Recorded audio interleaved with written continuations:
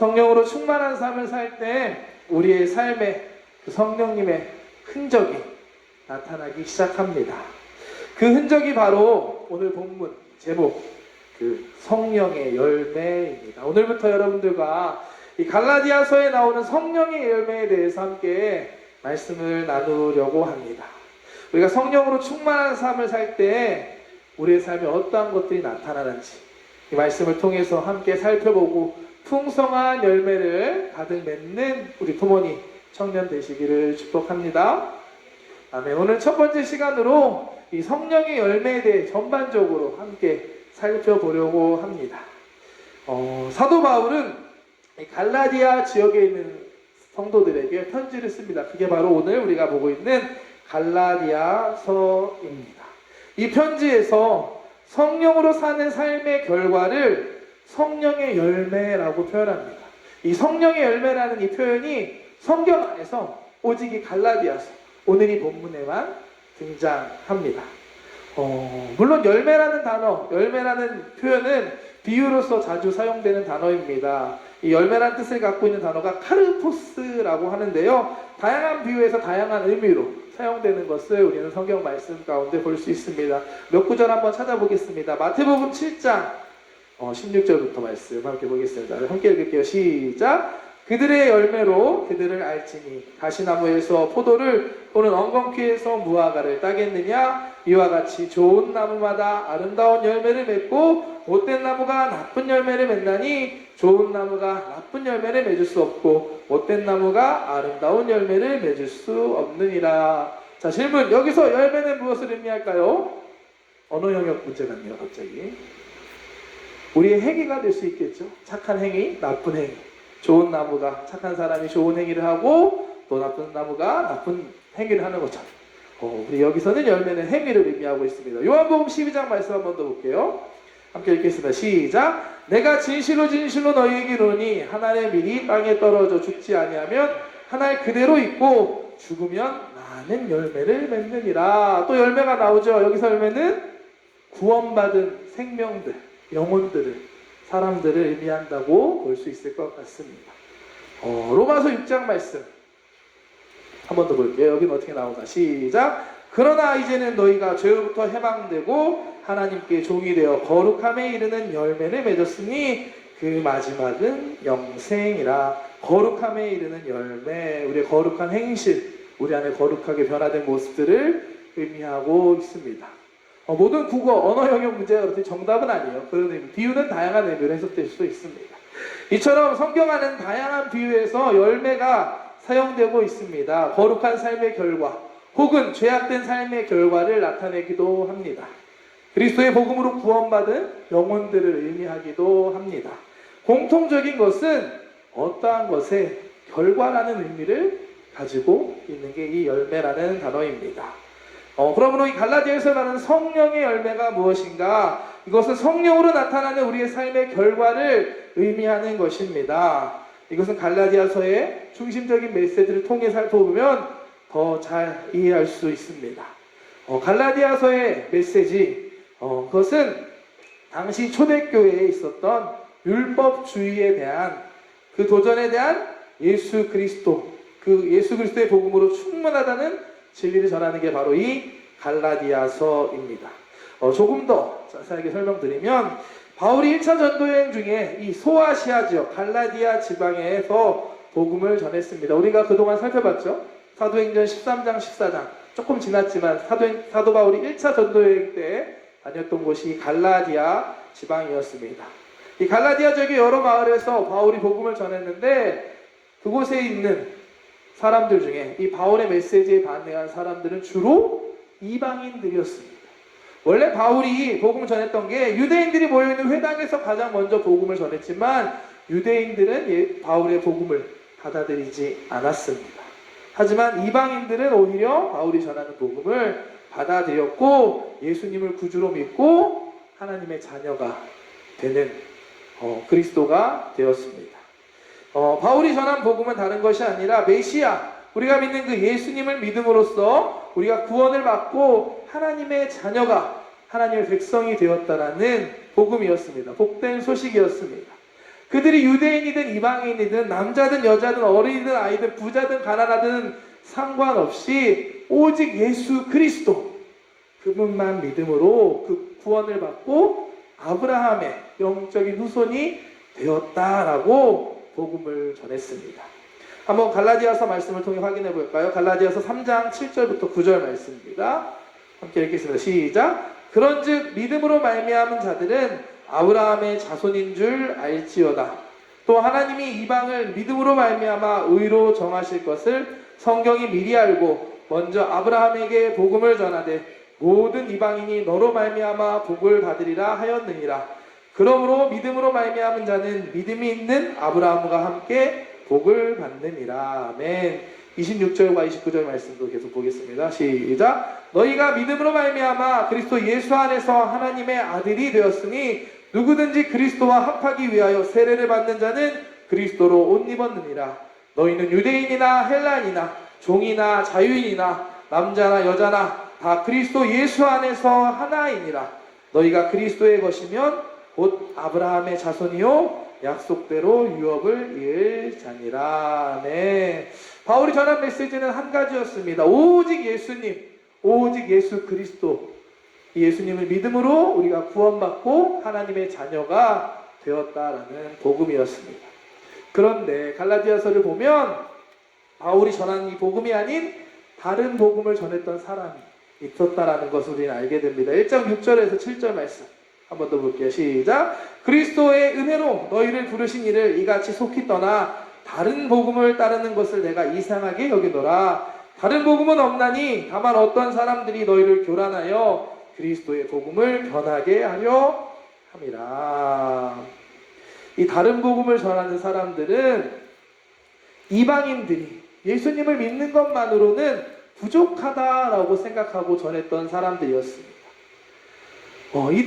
이방인들이 구원받기 위해서는 예수님을 믿는 것도 필요하지만 그것만으로 불완전하고 하나님의 자녀, 아브라함의 언약의 백성에 들어가기 위해서는 유대인과 똑같이 유대교를 믿고 유대교를 지켜야 한다라고 다른 복음을 전했습니다. 유대인과 같이 똑같이 할례를 받고, 여러분 할례 아시나요? 유대인들이 태어나면 남자들이 7일이 전하기 전에 행했던 할례를 받고, 또 모세의 율법, 특히 안식일에 대한 율법을 잘 지켜야 하고, 또 유대교의 관습에 따라 먹는 것도 정해진 것만, 먹을 수 있는 것만 먹어야만 한다고 전했습니다. 다시 말해서 이들은 우리가 구원받기 위해서 예수님을 믿는 것만으로도 부족하고, 이 유대교에 원래부터 믿고 있었던 할례와 안식일, 이러한 정결법들을 지켜야만 한다, 율법을 지켜야만 한다라고 말했던 사람들이었습니다. 흔히 율법주의라고 하는 사람들이었습니다. 한번 생각해 볼까요? 사람들이 왜 이와 같은 율법주의, 다른 복음에 빠지게 된 것일까요? 제가 말씀을 준비하면서 좀 고민을 해보았는데요. 그것은 우리 안에 있는 연약함 때문이지 않을까라는 생각을 했습니다. 제가 지난 몇 주간 청년들하고 이렇게 개인적인 상담을 하고 있습니다. 많은 리더들 중심으로 해서 먼저 한 사람씩 만나고 있는데요. 아직 못 만난 분들 조만간에 다 만나주시기 바랍니다. 청년들과 이야기하다 보면은 주로 이야기하는 주제가 몇 가지가 있습니다. 꼭 이야기하는 주제 첫 번째, 연애와 결혼. 목사님 어떻게 만났나요? 어떻게 결혼했나요? 안 얘기한 적이 없는 것 같아요. 이제는 진짜 술술술 나옵니다. 그리고 또 한 가지는 꿈과 비전, 어떻게 살아야 할지. 그리고 또 한 가지 많이 이야기하는 것 중에 구원에 대해서, 구원의 확신에 대해서 궁금해하는 청년들도 꽤 있었습니다. 제가 놀란 것이 구원의 확신에 대해서 불안해하고 있는 청년들이 많다라는 사실이에요. 예수님을 믿고 예수님에 대해서 듣고 안에도 불구하고 내가 아직 구원받았는지, 내가 정말 천국에 갈 수 있는지 확신할 수 없는, 불안해하고 있는 청년들이 많이 있다고 들었습니다. 왜 그럴까요? 몰라서는 아닌 것 같아요. 왜냐하면 모르기엔 너무 간단합니다. 여기 있는 분들 정도 제가 봤을 때 여러분들의 지적 수준이면 진짜 1분, 5분이면 복음에 대해서 설명하고 다 이해할 수 있을 거라고 생각합니다. 지금 여기서도 설명할 수 있어요. 예수님께서 2000년 전에 바로 여러분들, 바로 당신을 위해서 이 땅에 오셨습니다. 아멘이신가요? 그 예수님께서 이 땅에 오셔서 하신 게 우리 죄를 대신해서 십자가에서 죽으신 거예요. 십자가에서 죽었는데 우리 죄, 내 죄를 위해서 죽으셨습니다. 그리고 3일 만에 다시 부활하셨습니다. 우리가 믿는 믿음과 복음입니다. 모든 죄와 사망의 권세를 이기신 것입니다. 이를 통해서 우리의 죄값이 다 사해졌고 죄인이었던 우리가 이제는 예수 그리스도의 십자가를 통해서 의인이 된 것입니다. 구원받은 것입니다. 믿으시나요? 아멘. 이 예수님을 믿고 예수님께서 십자가를 통해 우리 죄를 대속하셨다는 것을 믿기만 하면 그 믿음으로 그 은혜로 우리가 구원을 받는다는 것이 우리가 믿는 바로 이 복음입니다. 이해 안 되는 분 없으시죠? 간단하고 확실한 이야기입니다. 절대로 복잡하거나 어려운 이야기가 아닙니다. 그런데 왜 구원의 확신이 우리에게 없는 걸까요?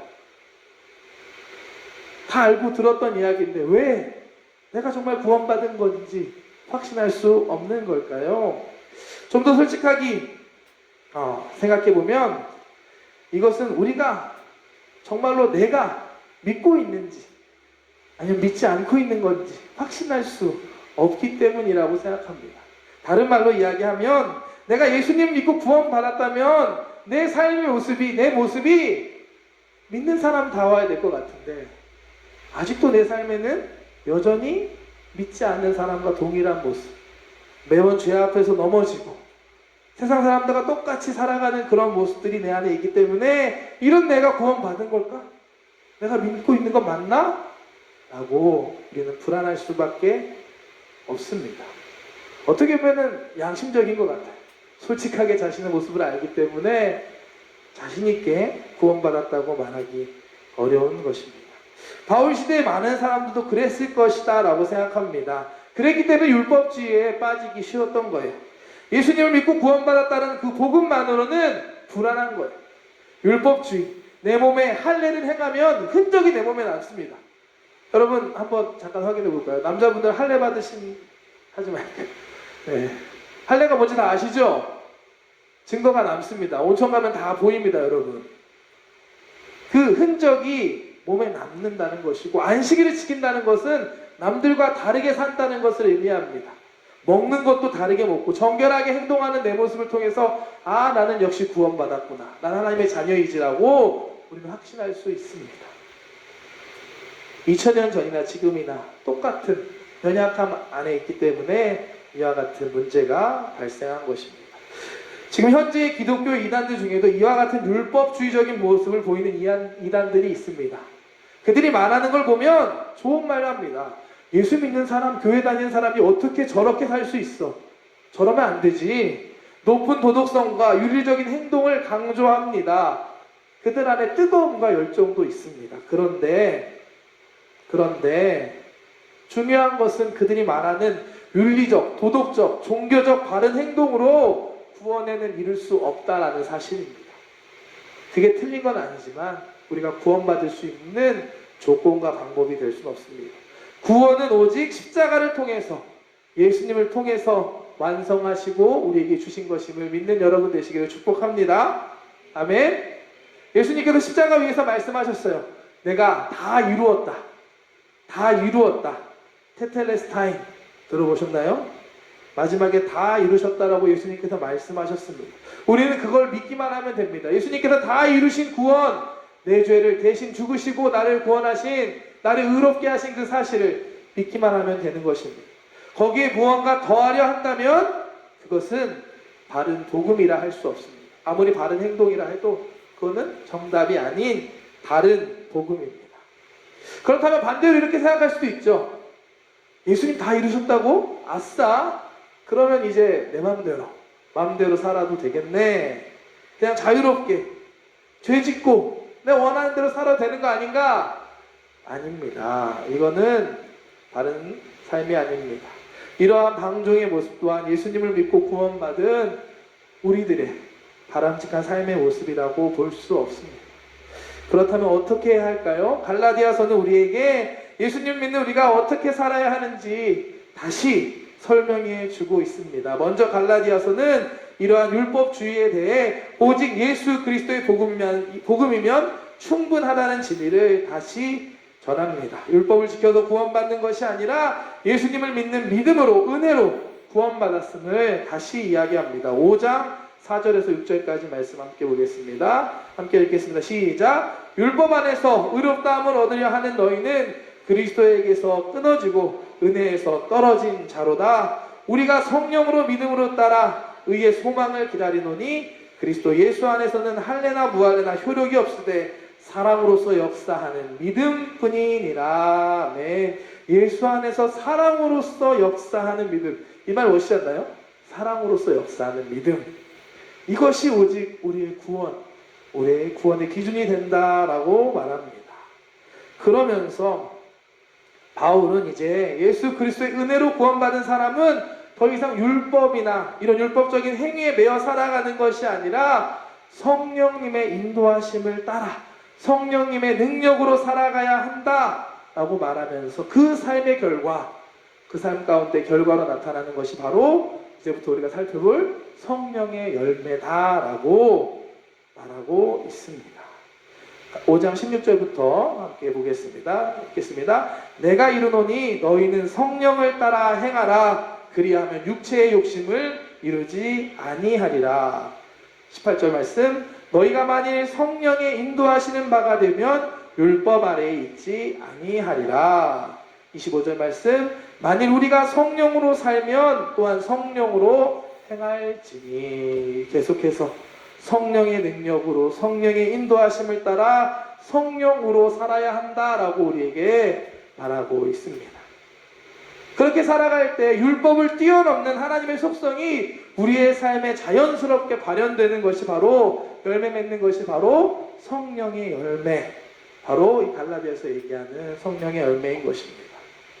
예수님을 믿고 구원받고 성령의 인도하심을 따라 우리가 살아갈 때 자연스럽게 우리의 삶에 나타나는 겁니다. 또한 우리의 삶에 이와 같은 성령의 열매가 나타날 때, 우리의 삶이 변하기 시작할 때, 우리의 삶 가운데 하나님이 역사하시기 시작할 때 우리는 그걸 통해서 하나님이 정말 살아서 역사하시는구나, 나를 바꾸시는구나, 그걸 통해 우리의 구원에 대해서도 확신할 수 있고 불안해하지 않을 수 있습니다. 여러분들의 삶 가운데 이와 같은 성령의 열매가 나타나는 삶을 사는 우리 토모니 청년들 되시기를 주님의 이름으로 축복합니다. 아멘. 아멘. 그렇다면 어떻게 해야 될까요? 마지막으로 어떻게 하면 성령의 열매를 맺을 수 있는지 함께 나누기 원합니다. 성령의 열매는 성령님께서 맺게 해주시는 줄 믿습니다.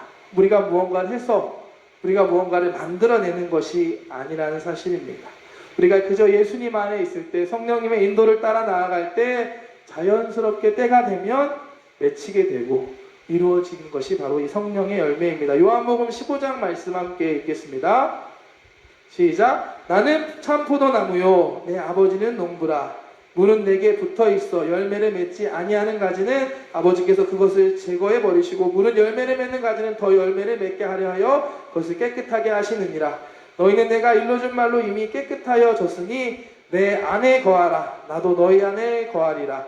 가지가 포도나무에 붙어있지 아니하면 스스로 열매를 맺을 수 없음 같이 너희도 내 안에 있지 아니하면 그러하리라. 아멘.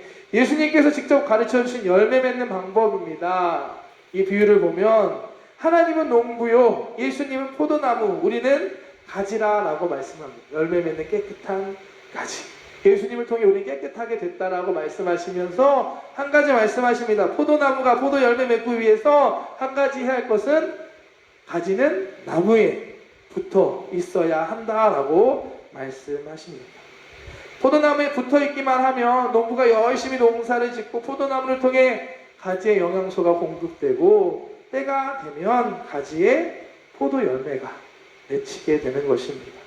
성령의 9가지 열매도 마찬가지입니다. 사랑, 희락, 화평, 오래 참음과 자비와 양성과 충성과 온유와 절제, 이 9가지 열매. 우리의 힘으로 하는 게 아니에요. 사랑해야지, 기뻐해야지, 화평해야지. 되나요, 여러분? 잘 안 됩니다. 내 의지로 하는 것이 아니라, 내 결단으로 하는 것이 아니라 성령님에 따라 나아갈 때 성령님께서 우리 안에 사랑할 수 있게, 기뻐할 수 있게, 화평할 수 있게 열매 맺게 해주시는 것입니다. 주님을 믿고 주님께 붙어 있기만 하면 주님께서 맺게 해주시는 것이 바로 이 성령의 열매입니다. 그렇기 때문에 우리가 열매 맺기 위해서, 성령의 열매 맺기 위해서 더 하나님 안에 거하고 예수님과 가까이 지내고 성령님과 동행하는 삶을 살아야 합니다. 그렇게 살아갈 때 하나님께서 여러분들의 삶 가운데 이와 같은 성령의 열매들을 맺게 해주실 줄 믿습니다. 아멘. 주님 안에 거하는 저와 여러분들 되시길 축복합니다. 지난주에 한국 다녀왔다는 이야기로 설 말씀을 시작했는데요. 정말 오랜만에 갔다 온 거기 때문에 아주 바쁜 스케줄이었습니다. 정말 새벽부터 아침, 점심, 오후, 저녁, 밤까지 계속해서 스케줄이 있었고 만나야 할 사람, 해야 할 일들이 있었습니다.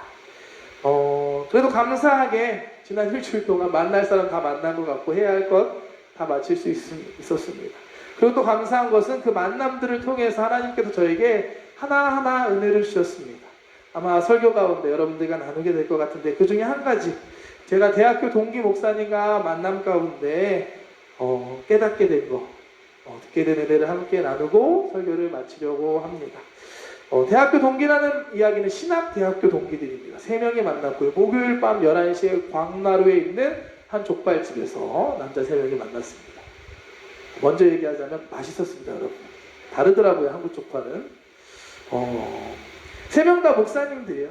한 명은 저기 성결교회 조금 중앙교회에서 청년부 담당하고 있고 저는 일본에 나가 있고 또 한 명의 친구가 있었는데 이 친구가 원래 섬기던 교회에서 조금 문제가 있어서 교회를 나올 수밖에 없는 상황이었습니다. 그동안 좀 상황도 어렵고 해서 걱정을 하고 있었던 친구였는데 오랜만에 봤는데 얼굴이 생각보다 너무 좋은 거예요. 그래서 오늘 자기가 쏜다라고 하면서 기쁘게 만났습니다. 그러면서 이야기를 듣게 됐는데 전에 있던 교회에서 좀 아픈 상황을 겪으면서 나오게 됐고 또 개척을 해야지 하면서 준비하고 있는 과정에 다행히도 한 목사님께 콜링을 받아서 그 교회의 부목사로 가서 일하게 됐다라고 합니다. 예전부터 이 친구를 좋게 보셨던 목사님이 혼자 이렇게 개척 준비한다고 하니까 그렇게 하지 말고 나랑 같이 하면서 준비해서 때가 되면 나가라, 아주 좋은 기회를 주셨고 부목사로 불러주셨다라고 합니다. 그런데 이 새롭게 함께하는 이 담임 목사님이 좀 특별한 분이었다라고 해요. 보통 분이 아니라고 합니다. 한 가지 자기가 목적을 가지면 꼭 해내야 하는 그런 분이라고 합니다. 그래서 한 가지 관심을 갖게 되면 그 관련된 책을 100권이든 200권이든 읽어서 다 완독하게 되지 않으면 안 될 정도로 그런 특별한 분이었는데 그분이 또 다른 거 한 가지 특별한 게 그 교회의 교역자, 부교역자님들과 매일매일 성경을 20장씩 읽고 계신다라고 합니다. 매일마다 각자 원하는 부분을 20장씩 읽고 카톡으로 서로 확인을 하는 거예요. 어디서부터, 창세기 1장부터 20장 이렇게 매일매일 했다고 합니다. 이 친구도 처음에는 이런 걸 하나라는 생각도 들었고 또 하루 이게 20장 읽는 게 사실 쉽지 않거든요, 여러분. 20장 읽어보셨나요?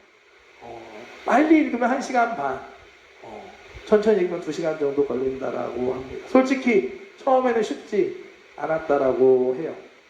근데 놀라운 건 이 하루에 성경 말씀을 20장씩 읽기 시작하니까 자기의 삶에 놀라운 변화가 느껴졌다라는 간증을 저에게 하는 겁니다. 사실 이 담임 목사님도 이 성경 20장씩 읽기 시작한 것이 다른 이유가 아니라 정말 죄의 유혹 앞에 계속 넘어지는 본인의 모습을 이기고 싶어서 어떻게든 해보려고 했던 게 이 성경 20장씩 읽는 거였다라고 하시더라고요. 그 목사님 얘기하시는 것이 능력은 하나님께 있는데 능력은 하나님 주시는 거니까 깨끗한 그릇, 깨끗하기만 되면 하나님께 쓰임받을 수 있고 하나님 사용하실 텐데 계속해서 죄 앞에 넘어지고 깨끗하지 못한 자신 모습 보면 너무 힘들어하셨다는 거예요. 그러면서 어떻게 하면 좋을까 했을 때 처음엔 5장부터 읽기 시작하고 그래도 계속 넘어지니까 10장씩 읽고 그래도 넘어지니까 20장을 읽었는데 20장 읽고 나니까 그런 죄와 싸움에서 자유롭게 되고 승리하게 되셨다라고 합니다. 정말로 근데 친구가 얘기하는 게 똑같은 이야기를 하는 거예요. 자신도 처음엔 어려웠는데 20장씩 읽기 시작하니까 죄에 대한 유혹도 사라지고 마음도 평안해졌다라고 저한테 간증하는 겁니다. 그야말로 말씀으로 충만해지니까, 하나님으로 충만해지니까 다른 것이 들어올 수 없고 너무 행복하다, 너무 좋다라고 저한테 이야기를 하는 겁니다. 나쁜 생각이나 마음들을 억지로 참는 게 아니라 정말로 그냥 다 사라진 것처럼 전혀 그런 게 없어졌다라고 너무 좋다고 저한테 이야기하며 저에게도 20장씩 성경 읽을 것을 권해 주었습니다. 만약에 말만 했다면 제가 에이 어떻게 막 이러면서 안 믿어 하겠지만, 인정할 수밖에 없는 게 친구의 얼굴이 달라졌어요. 원래 과거가 좀 있는 친구였거든요. 천안 쪽에서 친구들이 다 어깨도 있고 이렇게 주먹 쓰는 친구들이 있는 그런 친구인데, 그래서 얼굴이 약간 그런 흔적이 있었던 친구였는데 몇 년 만에 봤는데 얼굴이 목사님 얼굴이 되었더라고요. 온화해져서 그 변화된 얼굴을 보니까 인정하지 않을 수 없었습니다. 정말 얼굴부터 달라진 모습을 볼 수 있었습니다. 훨씬 온화하고 여유로운 모습을 볼 수 있었습니다. 성경 20장 읽는다는 그 행동 자체가 중요한 것이 아닐 겁니다. 그만큼 하나님과 함께하고 하나님과 가까이 있고 하나님으로 충만하게 되니까 삶 가운데 자연스럽게 변화가 나타나는 것입니다. 성령의 열매가 맺히게 되는 것이라고 저는 믿습니다. 오늘 말씀을 통해서 여러분들에게도 권하기 원합니다. 앞으로 성령의 열매에 대해서 말씀을 나눌 텐데 여러분들에도 권합니다. 성경을 읽는 것도 괜찮고요, 기도하는 것도 괜찮습니다.